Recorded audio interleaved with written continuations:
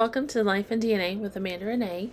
I'm Amanda, and if you like this video, please click the like button and please subscribe to my channel. I'd appreciate it.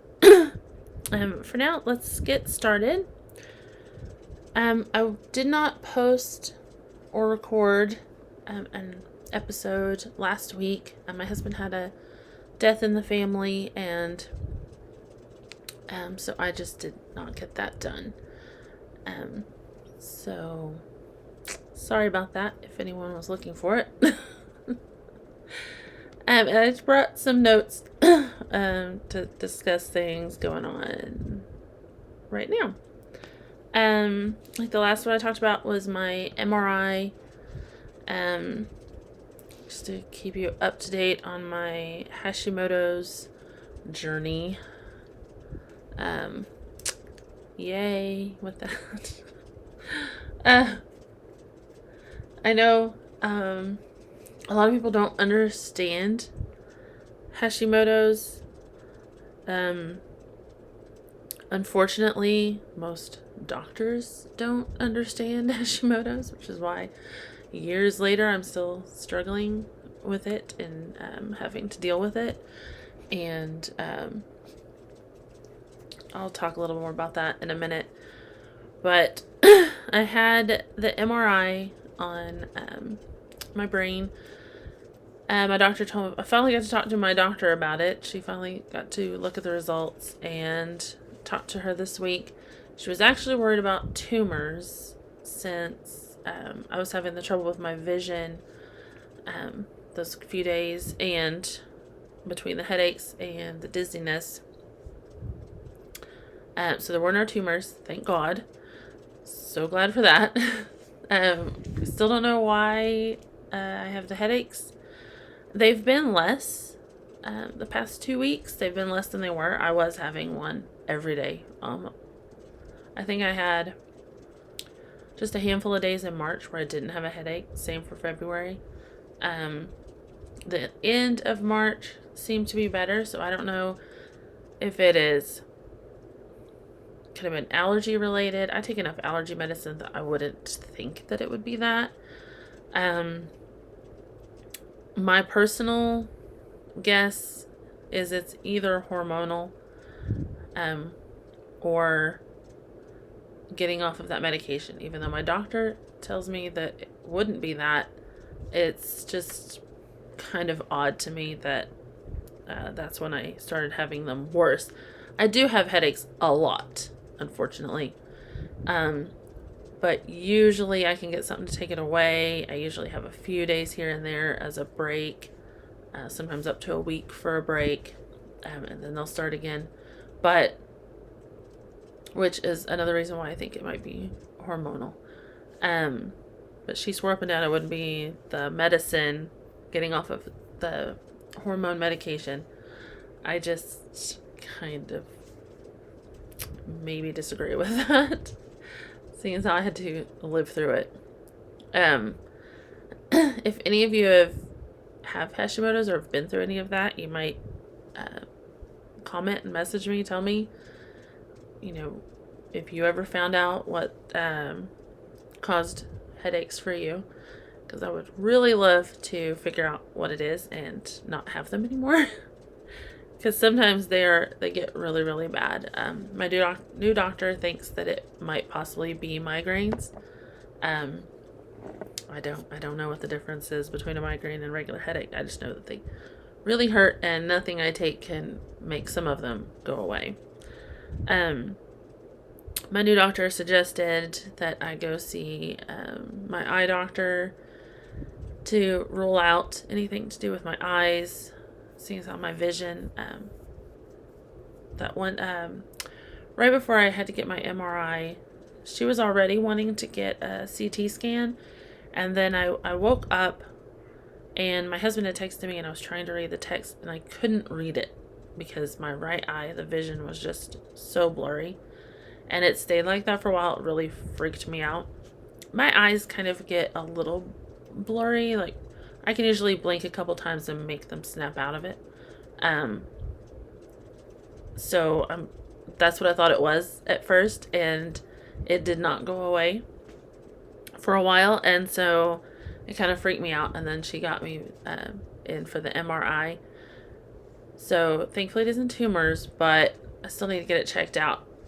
But I go to the eye doctor on a regular basis, and I think I had my eyes dilated just 2 years ago, so I don't think it's anything like that. I really think it's the thyroid stuff, or again, hormones.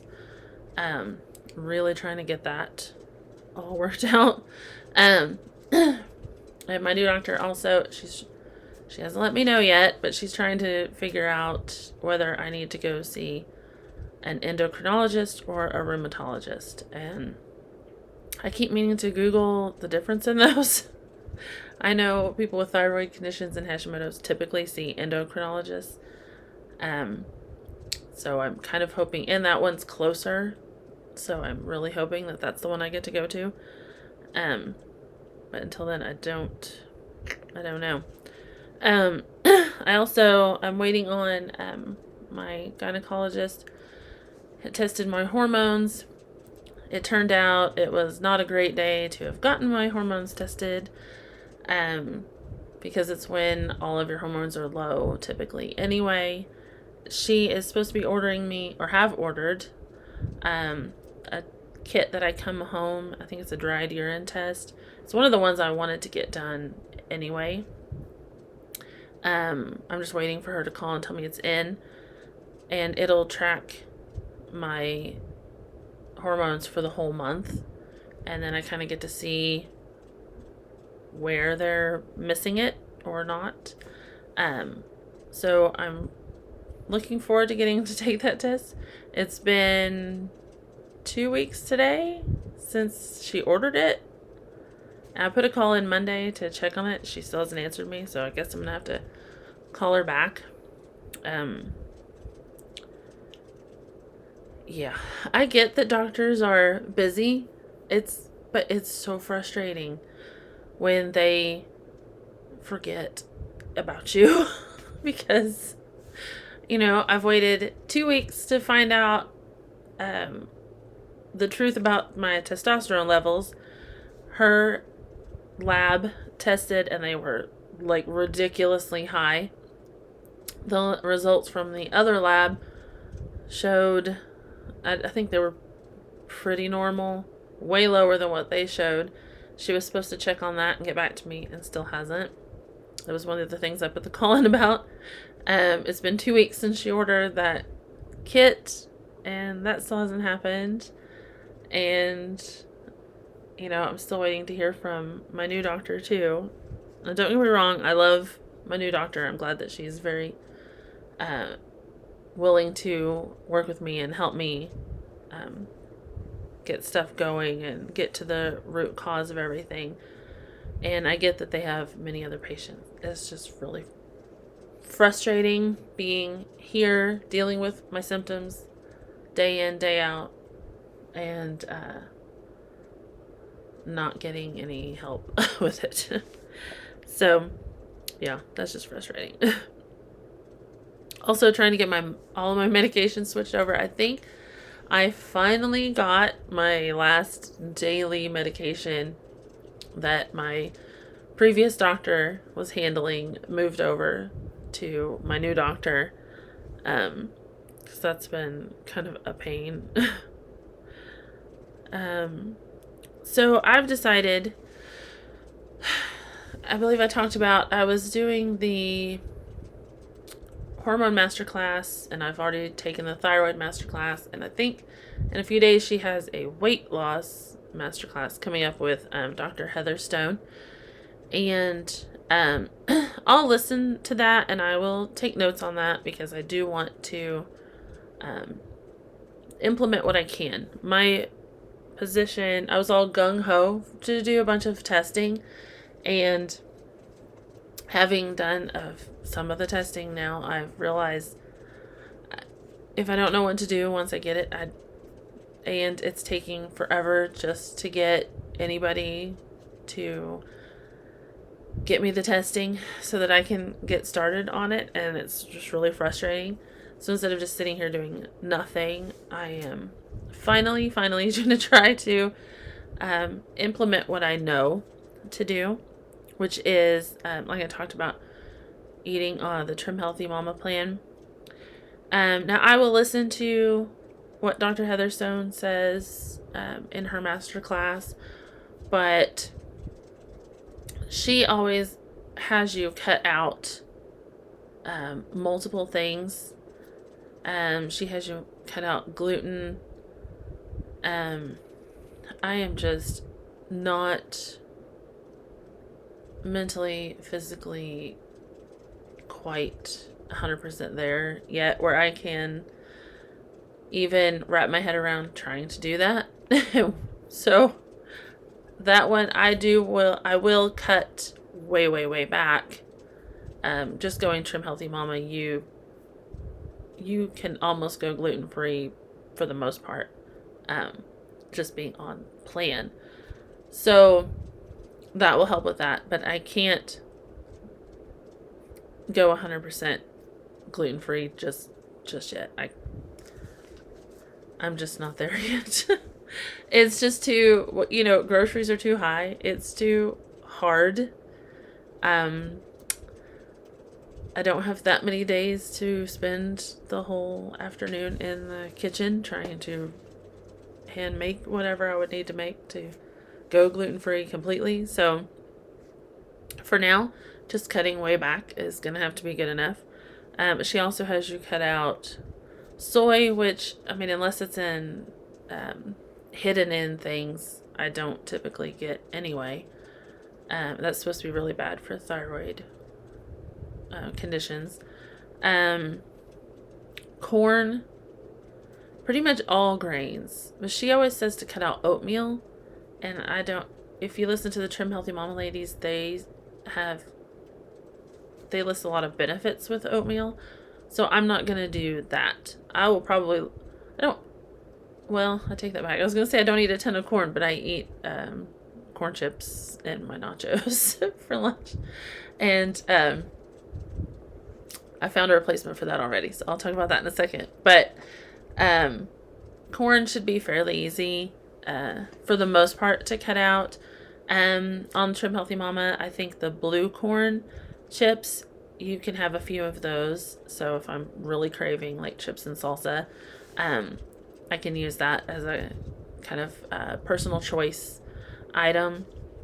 What was the other thing? Sugar for sure. And I think she said fructose. I don't eat a ton of fruit except for berries, and I'm trying to do better about that even, and eat more of those. So it's the gluten is the main one that's hard for me. Oh, and she suggests dairy, and I can see why she says that. And I don't eat a ton of dairy. I use cashew milk instead of milk because I have a little trouble with lactose. But I use butter to cook with, butter and coconut oil, because those are the two healthiest. And then Greek yogurt. There's protein in it. There's a lot of benefits to it. It actually helps me sleep better at night if I eat that for a snack. So I'm going to keep that in and at least see how I do. The video I was watching from the Trim Healthy Mama ladies say most people have success right away with most the times they change how they're eating simply by cutting junk out and upping their healthy foods anyway. So I'm hoping and praying that my body will release at least some weight at first when I start doing that. I have managed the past 3 days to make oatmeal, like not instant oatmeal in the packets either, actually on the stove cooking my oatmeal. So I'm kind of proud of myself on that, and it's helped me stay full longer than the sugary breakfast I used to have.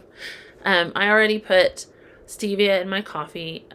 I got used to that years ago when I very first was on Trim Healthy Mama, and I've kind of kept that habit up, thankfully. So the first day I made Pearl's nested oatmeal, and I will probably try that one again soon.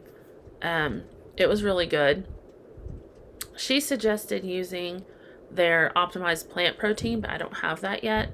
I still have some leftover whey protein, so I use that because they're really big on, making sure you get so many grams of protein in each meal, and if not, add some of their amino acids, which I have, and I'm trying to get me and my husband on. I just have to figure out the best way to get them dissolved, and I'm going to try that in warm water this time, and see if I can get some of that in us, because it's supposed to really help burn fat and build muscle and keep you healthy in several ways. I can't remember all of them. I'll have to do like a podcast on just the amino acids that they have. So she makes a little nest of, I think it was, she uses the plant protein, but I use whey protein. Some sweetener, cashew milk, and something else. I can't remember what it was. It could just be water. And I kind of used my little handheld mixer thing and mixed that up. And then you put your oatmeal on top and top that with stevia and cinnamon. She puts berries in. I tried it that way. I'm not big on berries with cinnamon, so I would probably just eat the berries on the side. And but it was really, really good, and it kept me full for a long time. And then the past 2 days I've been making Pearl's, she calls it her sweatpants oatmeal, because it's so easy that, you could be wearing, like, sweatpants are easy to put on. This oatmeal's easy to make. And so she mixes almond or cashew milk with the water that you're going to cook the oats in. And she does that, again, with the stevia and cinnamon to top it. But she dissolves a teaspoon of coconut oil into a couple of tablespoons of hot water and pours it on top. And I just kind of mix it in. And it just makes it a little richer and gives you some good, healthy fats. But if you have just the 1 teaspoon of fat, then you stay within an e-meal or an energizing meal on Trim Healthy Mama. And that's the quickest and easiest thing. I think if I had all my ingredients out and did the nested way, it wouldn't take but maybe a minute longer than the other one to make, which isn't bad. So I've been doing it on that. Today, before I started reading while my son was in jiu-jitsu class, I was trying to Google like a good high protein lunch option, and I ran across a couple of different things, and I put them together. One was a wrap, using like a low carb wrap, but you make the green goddess dressing, and they use shredded chicken. I was trying to save money, so I'll just use whatever lunch meat my husband and my kids have in the fridge. And there was a caprese sandwich, and so I just, instead of the wrap, I bought the ciabatta bread, and they're small, and it's not going to be a ton of carbs. So at least for now, to kind of wean me off of the dang nachos, I'm going to use the bread for this time. But I'm going to I'll make the goddess dressing tomorrow and try that. I am really hoping I enjoy it, because I need to find something healthy for that. And then for snacks, I'm going to do, make up deviled eggs and keep them made up for protein. Then the Greek yogurt with berries. And hopefully I can make wise decisions there and not get too snacky with the bad snacks that we have in the house until they're gone, and then I just won't buy any more of those. So yeah, I want to pay attention to how much protein I'm getting. Try and use the essential aminos to supplement when I'm lacking a little bit. And I do want to start with weight training. They say to start out first with just like, using your body as resistance training. I have to be very, very careful with that though, because of the Hashimoto's. I am not very tolerant with exercise very well. And I hate that because in my mind, I want to get up and get started on doing something, and I want to go and do something. But every time I do too much, I get reminded real fast of why I can't do it.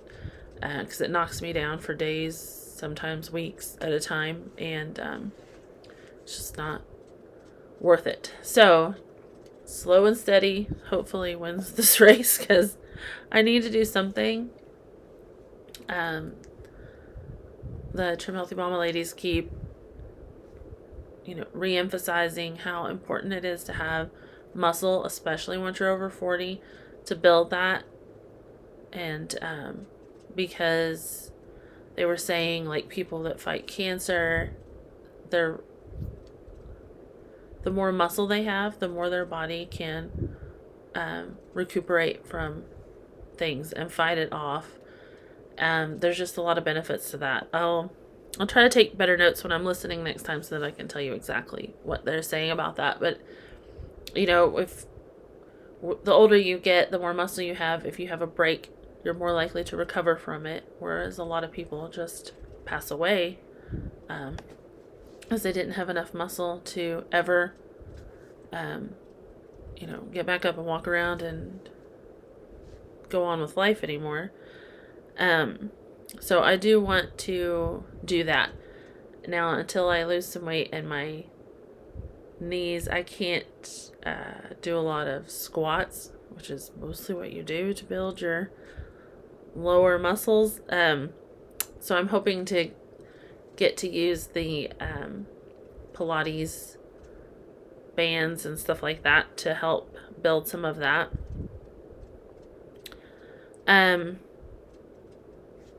Yeah, one of the other things I want to talk about was the getting off of that hormone pill. It was, I had to get on it to stop bleeding so heavy because of, I was so anemic, that I almost had to have a blood transfusion. It was really, really bad. And so they first tried to put me on progesterone, the bioidentical progesterone, and that helped with some symptoms, but it did not help with that. So they had to put me on a synthetic form of Agestin. My doctor has an accent, so I really don't know how it's pronounced. I only know how she says it. And so it was kind of like a birth control pill, even though I didn't need that. But it made my period stop altogether. Well, now that I'm off of that, I don't know if it's just that my hormones are still trying to find their way and balance back. But it's been crazy. I'm hoping you can't tell if you're watching on YouTube and not just listening.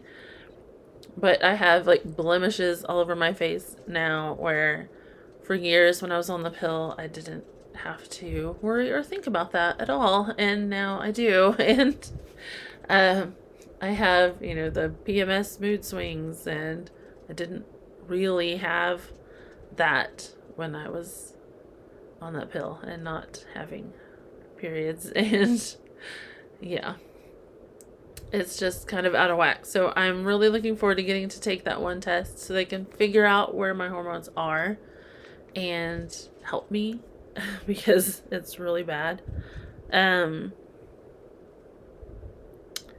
the other thing I was going to talk about, just having Hashimoto's in general, how hard that is.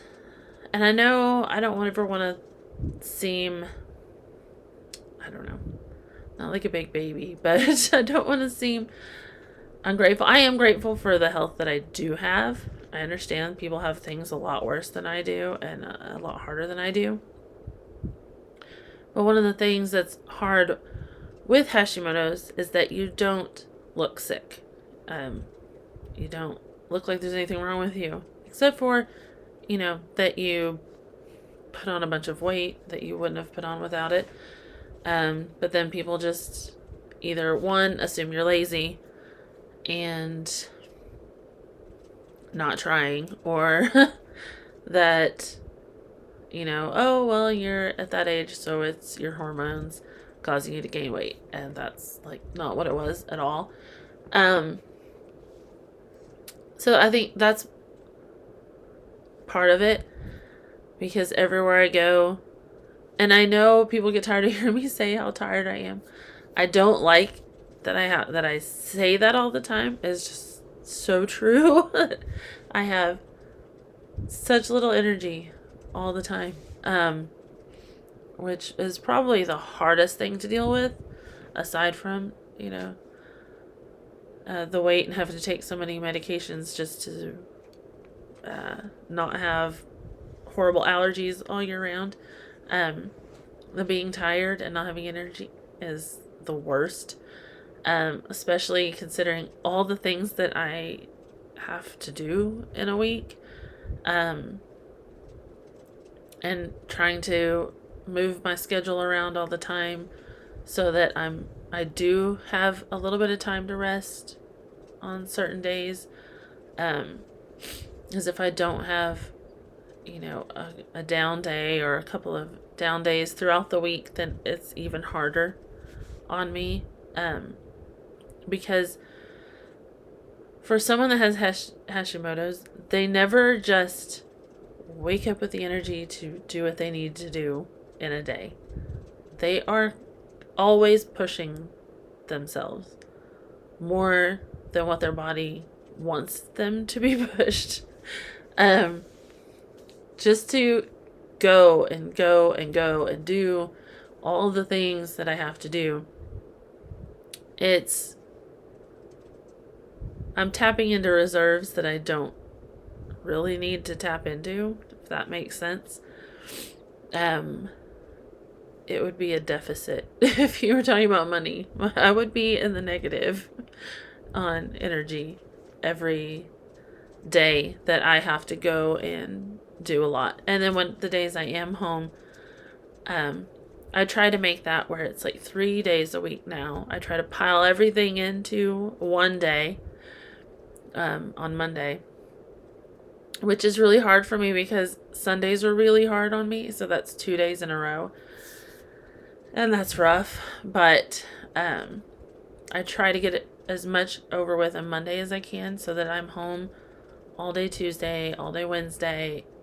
I have church Wednesday night, and then Thursday I have some stuff in the afternoon for my son, and then I'm home Friday, and then unless we're going somewhere, I usually get to be home on Saturday. So I try to bank up some days like that where I can be home and take care of stuff here, but also be able to rest if I absolutely have to. But what typically happens is I will feel guilty and push myself and do more on the days I'm home instead of resting. And so then I'm even further in a deficit. But the hard thing is nobody can, except for me saying that I don't have any energy and I'm tired, nobody sees that. It's not like I have chicken pox and there's marks all over my face and you can tell that I'm ill. And even though a lot of times if I've worn myself out, I will feel feverish and sick, I don't have a fever. Not that anyone would really be able to tell because my core body temperature is lower because of the thyroid problems anyway. But yeah.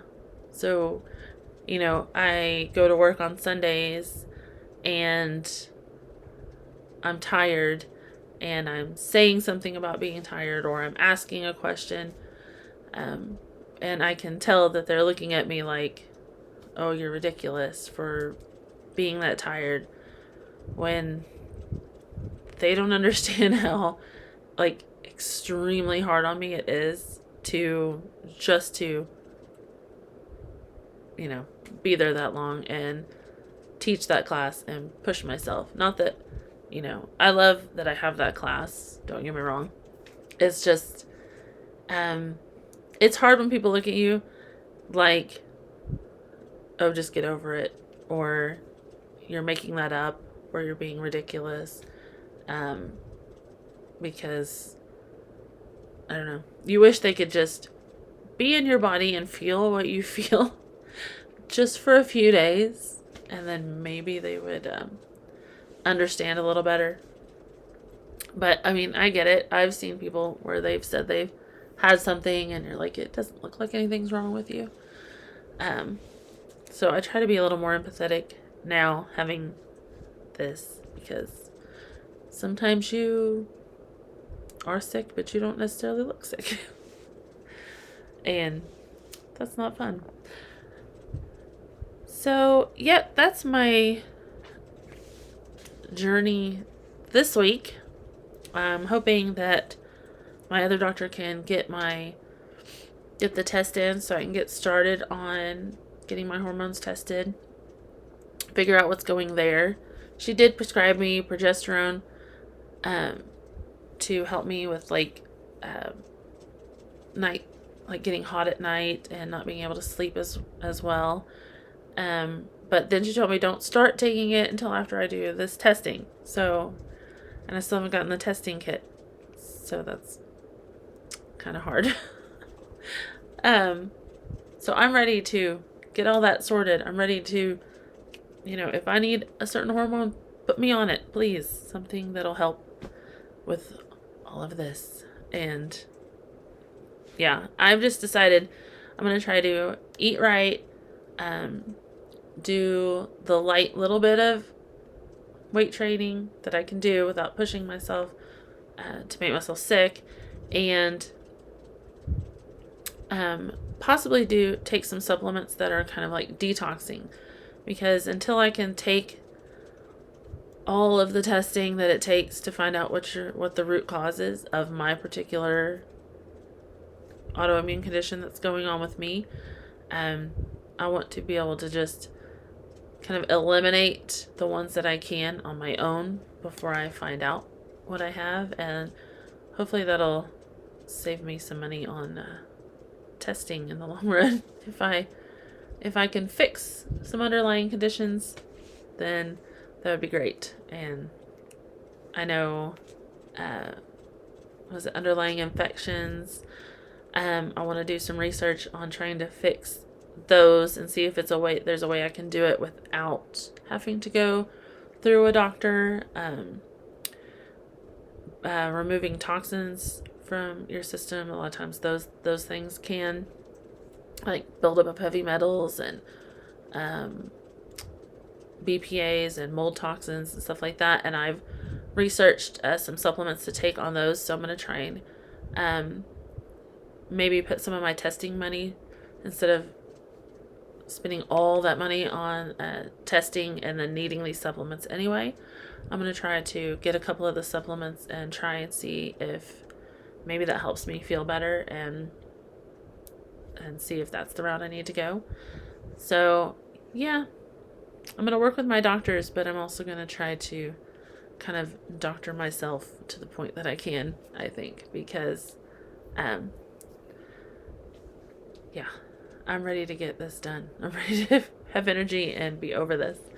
And so, yeah, but I will keep you posted along the way, and I'll let you know how that sandwich tastes and how eating like that is going.